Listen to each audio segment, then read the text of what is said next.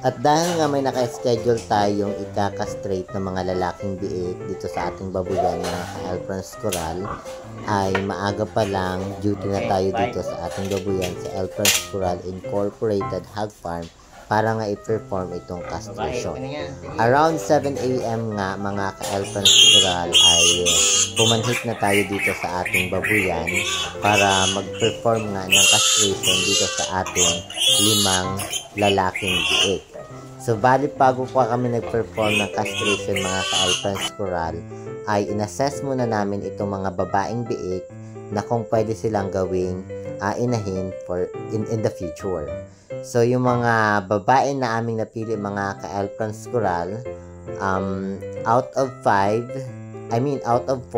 ay 3 yung aming napiling pwedeng gawing inahin. Inassess namin sila kasama yung kanilang number of teats.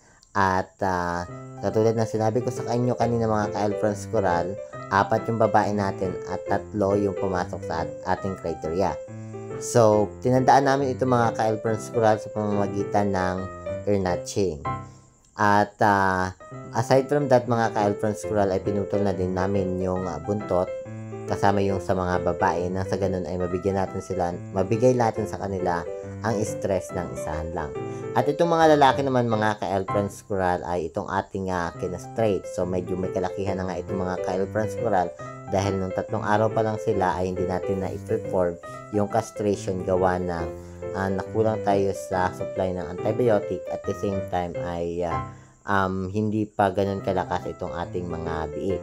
Kaya naman nag-decide kami na this time na lang ito i-castrate at yung iba pang mga services na kailangan ng ating mga biik. So, balik kasama ko nga pala dito mga ka-Elfrance Coral sa ante at siyang ating katulong dito para mas mapabilis yung ating trabaho. So, yun lang mga ka-Elfrance Coral. Thank you for watching.